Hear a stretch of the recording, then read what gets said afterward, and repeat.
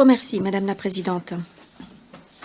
La résolution dont nous sommes saisis aujourd'hui porte sur l'avis consultatif de la Cour internationale de justice sur la souveraineté de l'archipel des Chagos que le Royaume-Uni administre en tant que territoire britannique de l'océan Indien, ainsi que les États-Unis et d'autres délégations l'ont indiqué il y a 2 ans, en lançant ainsi une mise en garde. Il n'était pas approprié de demander un avis consultatif sur ce différend purement bilatéral, notamment sans le consentement des 2 parties.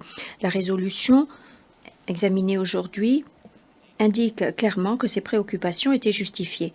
Nous partageons l'avis déjà exprimé en ce qui concerne la portée de la résolution et le dangereux précédent qu'elle établit pour ce qui est d'une mauvaise utilisation des fonctions consultatives de la Cour, ainsi que la capacité des États à décider par eux-mêmes de la meilleure façon de traiter de façon pacifique leurs différents bilatéraux. Je voudrais rappeler brièvement notre point de vue sur la question. Premièrement, le Royaume-Uni reste souverain pour ce qui est du territoire britannique de l'océan Indien, comme c'est le cas sans interruption depuis 1814. Sans équivoque, les États-Unis appuient la souveraineté du Royaume-Uni en la matière. Ce statut, en tant que territoire du Royaume-Uni, est indispensable pour la valeur de notre base conjointe sur ce territoire. Cette base conjointe sur le territoire britannique de l'océan Indien est cruciale pour notre sécurité militaire et pour nos efforts généraux visant à assurer la sécurité internationale.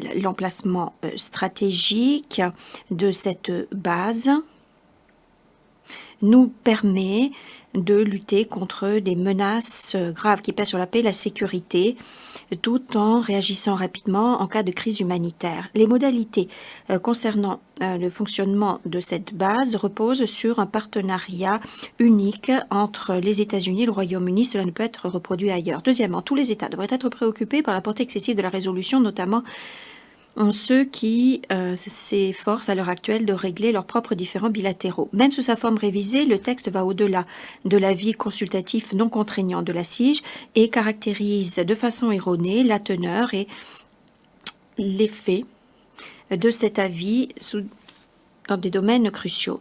La Cour n'a pas dit que Maurice est aujourd'hui souverain sur ce territoire. La Cour ne suggère pas que les États et organisations internationales doivent le reconnaître.